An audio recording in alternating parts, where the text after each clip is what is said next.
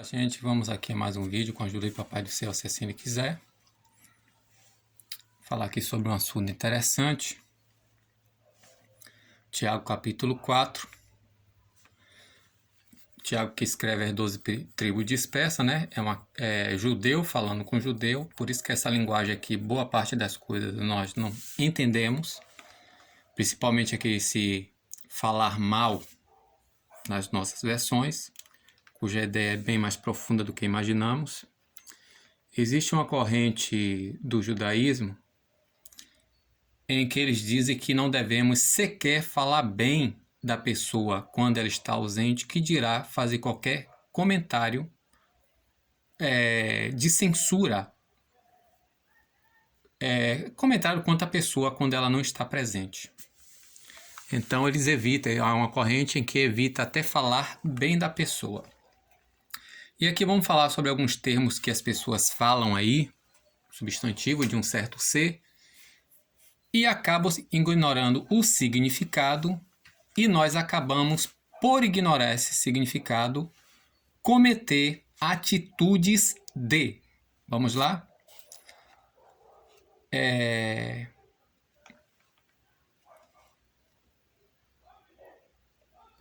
Aqui, infelizmente, está incompleto. Eu vou ter que ir para a versão aqui no aplicativo. O que está faltando aqui o termo? Só está aleluia adefois.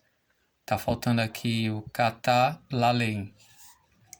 Ainda bem que eu deixei aqui aberto o aplicativo, onde diz aqui, ó, me cataleite alelo adelphoi, ou seja, que não faleis, ou contra faleis, catalaleite, ou seja, contra falar, falar contra, uns dos outros, ó irmãos, o que contrafala do irmão ou julga o irmão dele, contrafala ou fala contra, né, da lei e julga a lei. Ora, se a lei julgas, não és fazedor ou executor, o verbo poietes, aqui o termo poietes vem de poiel. Poiel quer dizer fabricar, produzir ou manufaturar aquilo que você foi construído ou programado para executar, para fabricar. Fábrica de refrigerante, fabrica refrigerante. Fábrica de pão ou padaria produz pão, ou seja, aqui está falando aquele que executa aquilo que ele foi feito para produzir, ou seja, segundo o seu propósito, como dom ministerial, dom que nós chamamos de dom espiritual, lá em 1 Coríntios capítulo 12. Lê 1 Coríntios capítulo 12 que você vai entender. Aqui está faltando aqui. Então, se julgas a lei, e se a lei julgas, não és fazedor ou praticante da lei, mas juiz.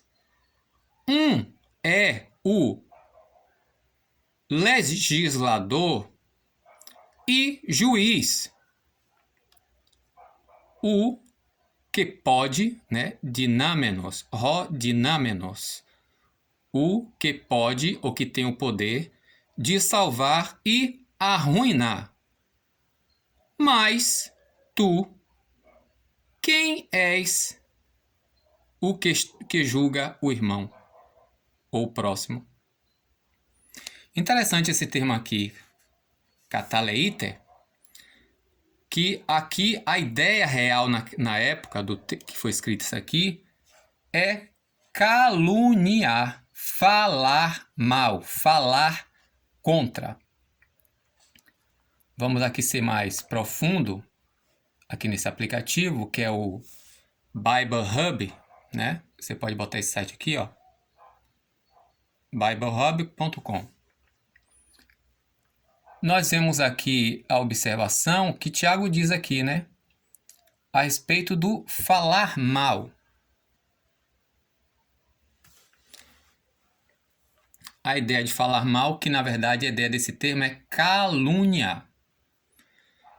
Interessante que eles botam aqui a preposição catar, que dependendo do contexto, quer dizer para baixo, contra, aqui como prefixo, né? Também como preposição é de acordo, conforme, segundo, cada um. Isso é de acordo com o contexto. Interessante que tem muitos termos em português que a gente ignora o significado real do texto. Primeiro, porque a gente não sabe o significado do termo, tem que ir para o grego, para o hebraico, e entender como era usado o termo na época, como hoje em dia, na nossa época, agora, neste momento. O que é parceiro para a nossa atualidade? Se você falar o termo é nós, o que significa hoje? O povo fala tanto aí, não posso nem falar assim num vídeo, né? Que eu, na verdade, eu não sei o que significa. O que significa a palavra barril para a gente agora? Pegar a visão. O que é pegar a visão? O que é vaso? A gíria dos crentes, né? O que é vaso? Então, cataléu, que na verdade Tiago usa aqui esse termo aqui, usa no imperativo, né? Me cataleiete, que é o imperativo presente ativo de cataléu. Cataléu, deixa eu botar aqui no começo. Cataléu, contra falar. Ele começa aqui, propriamente, falar de forma hostil e irônica, zombar, injuriar, prejudicar a reputação de alguém, com malícia de discurso dirigido contra o próximo, difamar, caluniar. Gente, existem dois adjetivos, um grego e um hebraico, né? E o grego veio desse hebraico, que é justamente relativo a um certo tipo de ser. Depois você vê nesse Bible Hub, você vai entrar no site e você vai ver aí. Possivelmente eu vou deixar embaixo. Que o papel dele, gente, é justamente acusar. Apocalipse capítulo 12 diz o quê? A respeito do grande dragão, né, da grande serpente, que é chamado de quê, essa serpente? Aqui em Apocalipse 12, 12 diz assim: por isso alegrai-vos, os céus e todos que aí habitais, mas da terra e o mar, cuidado, porque, que na nossa versão está como o demônio desceu para vós, cheio de grande ira, sabendo o que é demônio aqui, na verdade, como é que está aqui? Diabolos. Diabolos. Dia, por meio ou através de, mais o verbo balo. Está aqui, ó, dia, que é o quê? Através, por causa, por meio, através de, por em razão, etc. Mais o verbo balo, que é lançar. Entendeu? Quer dizer, jogar, lançar. Aqui, literalmente, é o termo usado para aqueles que nós chamamos aqui de diabo. Qual o termo, a ideia da palavra diabo? Diabalo. Diabolos vem diabalo. Diabalo quer dizer por meio do lançar. É caluniar, acusar falsamente. Então a palavra diabo, gente, é acusar, jogar contra o outro ou jogar no outro. A ideia de acusar. Quando a gente vai aqui para Zacarias, no capítulo 3, o que é que nós vemos aqui? Zacarias, no versículo 3, ou capítulo 3. E ele mostrou o sumo sacerdote Josué que estava diante do anjo do Senhor, e quem estava à sua mão direita, que aqui o vídeo vai ser rápido, você tem que pesquisar o que significa estar à mão direita. Interessante aqui, ó. Verá Satã, Omed, Al, Iemenu, na verdade, Iemenu, Leistinu, o Leistinó, aqui tem a preposição na frente le, de para a, mais o substantivo Satã e o sufixo possessivo dele, né? Que é aqui no final aqui, parecendo um i. Que é o que? Satã. Satã, somente esse termo é usado para falar acerca de um adversário, alguém que age ou que é adversário de alguém. É aquele que ataca, que acusa, que resiste, que se opõe. Só que aqui, ó, tá com artigo. Aqui, ó. Ve-ha-Satan. Ou seja, aqui está se dirigindo exclusivamente àquele que nós chamamos de Satanás. Que não sei por que bota aqui como nós chamamos de inimigo de Deus. Gente, ele é adversário, acusador nosso. Então ele é adversário de nossas almas, não de Deus. Ele não pode contra Deus. Ele vai acusar Deus de quê? Contra o quê?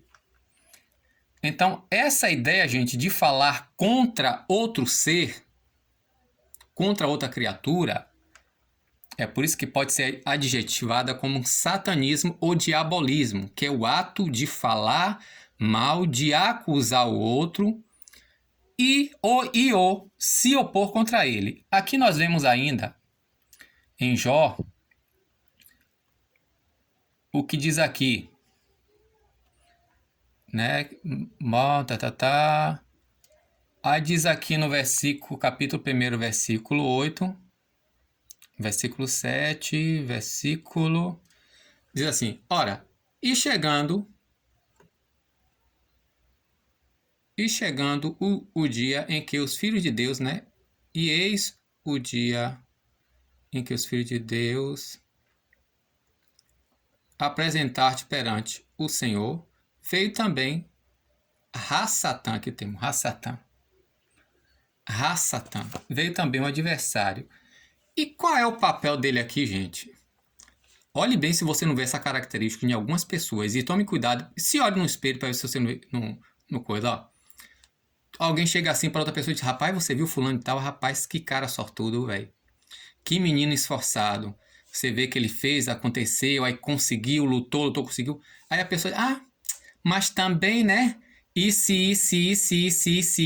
Por isso que é assim. Ó, inveja, como a pessoa é invejosa. Inveja, gente, é pior do que ciúme. Porque o ciúme indica a pessoa que quer estar no lugar da pessoa e ter o que ela possui. A inveja não, a inveja quer eliminar, quer ter o que ela tem, quer estar onde a pessoa está e quer eliminar qualquer oposição. O Senhor perguntou: de onde vens, Satanás? A palavra Satanás vem do grego satana e também do latim satana ou Satanás. Respondeu ao Senhor dizendo: de rodear a terra e passear por ela. E disse o Senhor: notaste porventura, você vê, menino, você viu fulano? O menino saiu daqui, rapaz. Ou então cicrana, a menina saiu daqui, não era nada, mas olha, estudou, lutou, fez, aconteceu. Agora para ir, rapaz, menina, progredindo. Que nada, rapaz, isso foi isso, aquilo outro. Aí quando veio assim, fez isso, aquilo, não sei o que lá. Ela só conseguiu por causa de não sei o que. E disse o Senhor a Satanás: notaste porventura o meu servo Jó, que ninguém há na terra semelhante a ele, homem íntegro e reto, e que teme a Deus e que se desvia do mal? Então respondeu Satanás e o Senhor disse: porventura teme o Senhor à toa? Não tens protegido a ele de todo lado, e a sua casa e tudo quanto tens? Tens abençoado a obra de suas mãos, e os bens se multiplicam na terra? Mas estende a tua mão e toca-lhe em tudo quanto tem, e ele blasfemará de ti na tua face. Aqui depois você lê esse capítulo 1.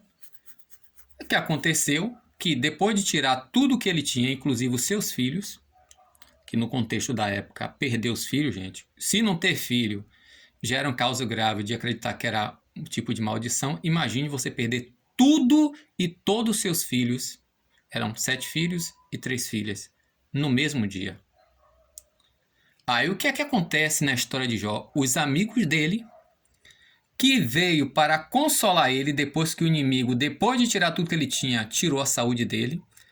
Aí diz que agora os amigos de Jó começam agora a questionar a integridade de Jó e a falar mal. E diz que ele está na situação que está porque ele está errado e fez alguma coisa que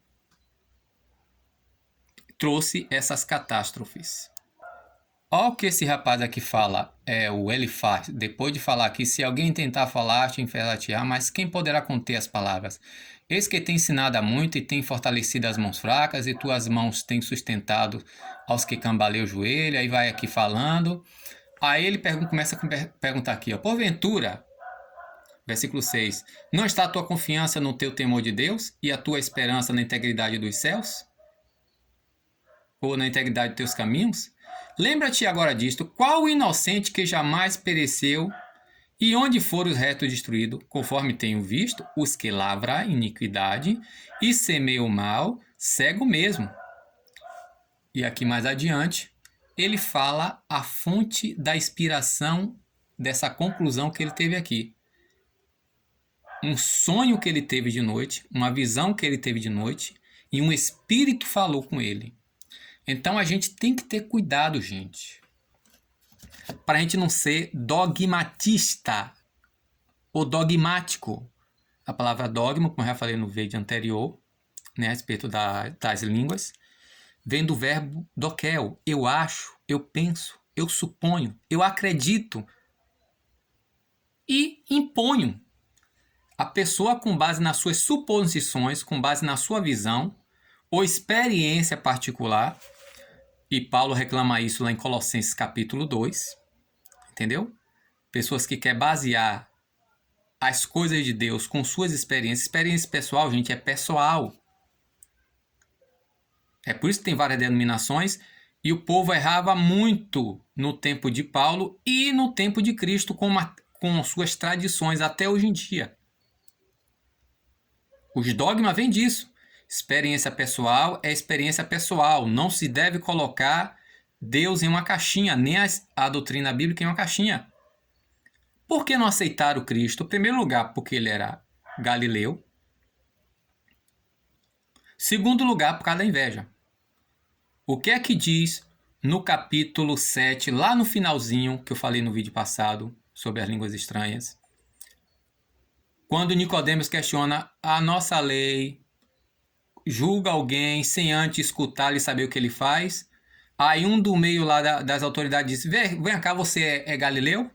Vai estudar e você vai ver que da Galileia não se levanta profeta, porque na história de Israel, até a época de Cristo, nunca antes na história de Israel tinha se levantado profeta da Galileia. Isaías capítulo 9 fala disso. Diz que Deus sempre desprezou a terra acho que é Genezaré, a Galileia dos gentios. Sempre a envelheceu, terra de Zebulon. Mas nos últimos dias o Senhor a exaltou. Tanto é, gente, que lá no capítulo 2 de Atos dos Apóstolos, quem era que estava falando em língua? E o povo se espantou, por quê? Primeiro, porque os homens eram galileus. Como todo bom judeu daquela época, sabia o tipo dialético dos galileus. Sabia o tipo cultural que era completamente contra qualquer tradição dos galileus. Então eles espantaram por dois motivos. Primeiro, não são esses galileus os que estão falando? E o segundo motivo que eles se espantaram, porque cada um de nós escutamos no nosso próprio dialeto, está assim no grego, não é meramente falar língua, é dialeto, em que nós nascemos, somos pardos, elâmicos, da Capadócia, da Frígia. Então, gente, não temos esse direito nem esse poder de querer botar Deus na nossa caixinha. Então, vamos tomar cuidado para não prejulgar qualquer coisa, a situação de alguém boa ou ruim, e tomar cuidado com a nossa língua, como o próprio Tiago fala. Voltando aqui para o capítulo 4 de Tiago, o que é que ele diz? Tiago capítulo 4, versículo 11. Não faleis uns contra os outros. Não falem mal um contra os outros.